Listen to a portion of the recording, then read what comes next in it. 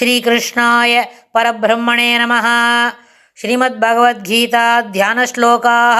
நமோஸ்து தே வியாசவிசாலபுத்தே புல்லாரவிந்தாயத பத்ரநேத்ர ஏன த்வயா பாரததைலபூர்ணः பிரஜ்வாலிதோ ஞானமயப்பிரதீபः பிரபன்னபாரிஜாதாய தோத்ரவேத்ரைகபாணயே ஞானமுத்ராய கிருஷ்ணாய கீதாமிருததுஹே நமः. सर्वोपनिषदो गावो दोक्ता गोपालनन्दनः पार्थो वत्सत्सुधीर्भोक्ता दुक्तं गीतामृतं महत्. वसुदेवसुतं देवं कंसचाणूरमर्दनं देवकी परमानन्दं कृष्णं वन्दे ஜகத்குரும். அடுத்தது 8வது அத்தியாயம் அக்ஷர பிரம்ம யோகத்தில் 25வது ஸ்லோகம். தூமோ ராத்ரிஸ்ததா கிருஷ்ணः षण्मासा दक्षिणायनं तत्र चान्द्रमसं ज्योतिर्योगी प्राप्य निवर्तते. धूमो रात्रिस्तथा कृष्णः षण्मासा दक्षिणायनं तत्र चान्द्रमसं ज्योतिर्योगी प्राप्य निवर्तते.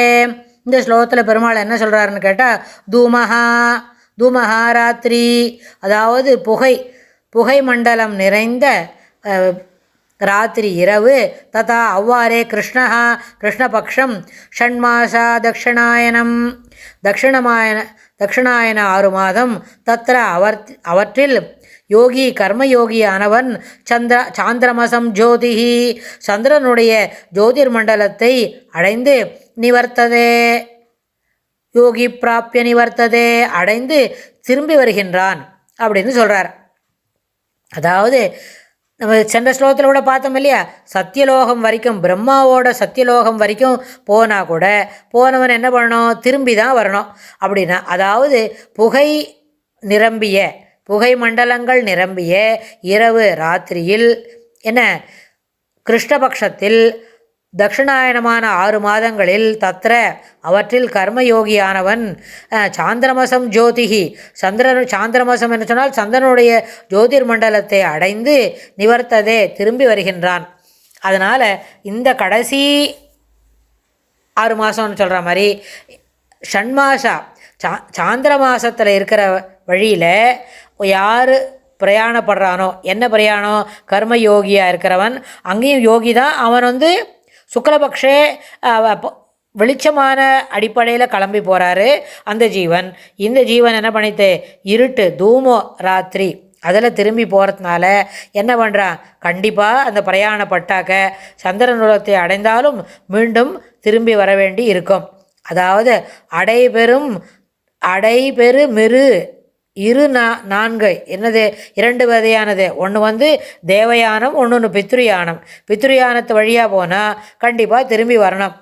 என்ன அதில் எப்படி இருக்கணும், யோகத்தை எங்கெல்லாம் பிங்களை அப்படிலாம் நாடியோட அளவெல்லாம் சொல்கிறாளே, அந்த அடிப்படையில் ஒரு நாடி வழியாக அதை மேலே நோக்கி தள்ளி என்ன பிரம்மமயமான நவில்வார் என்னது நவில்வார் சொல்லுவார்னு கேட்டால் இருக்க சொல்லுவேன்.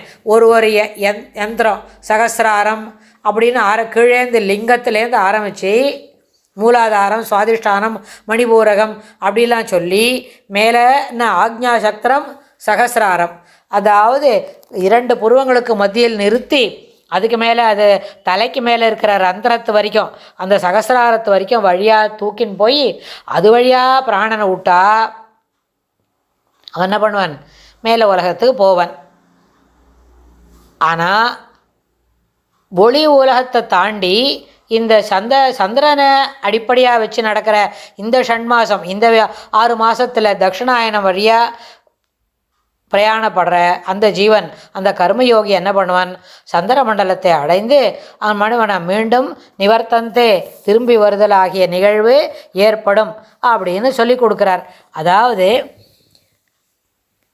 பக்தியினால் என்னெல்லாம் கிடைக்கும், ஆனால் சுக்லக்கு கதி கிருஷ்ணகதி அதில் என்ன எப்படி போக முடியும் அதெல்லாம் சொல்லும்பொழுது இதை இன்னும் விவரமாக சொல்கிறார். இதை நம்மளே அடுத்த ஸ்லோகத்தில் இன்னும் என்னெல்லாம் அங்கே படிக்க முடியும், அங்கே என்னெல்லாம் விஷயங்களை தெரிஞ்சுக்கலாம். அதாவது நமக்கும் இதை வரிசையாக ஒன்றா விவரித்து சொல்லலாமா வேண்டாமா அப்படின்னு நம்ம யோசிக்கிறோம். ஆனால் இதை மறுபடியும் இன்னொரு தடவை படிக்கிறதுக்கு இந்த வாய்ப்பு கிடைக்குமான்னு தெரியல இல்லையா.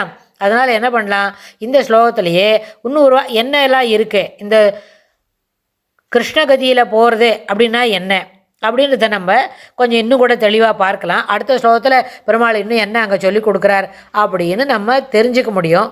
அப்படி தெரிஞ்சுட்டா அந்த தியானம் பண்ணுறமே மனசுக்குள்ளே ஏதாவது இந்த ஒளியை குறித்து, அதாவது கர்மயோகி அவனுக்கு எப்படியெல்லாம் கிடைக்கிறது அப்படின்னு, சத்தியமுக்தினா என்ன, புனராவர்த்தி, இந்த மாதிரி சந்திரகதியை அடிப்படையாக வச்சு போகிற நமக்கு அந்த ஜீவன் என்ன பண்ணும், புனராவர்த்தி, மீண்டும் அது இங்கே பிறப்பதற்கு திரும்பி வருகின்றான் அப்படின்னு சொல்கிறார் இந்த ஸ்லோகத்தில். அடுத்த ஸ்லோகத்தில் இன்னும் என்ன சொல்லித்தர போகிறாருன்றதை பார்க்கலாம். ஸ்ரீகிருஷ்ணாய துப்யம் நமஹ.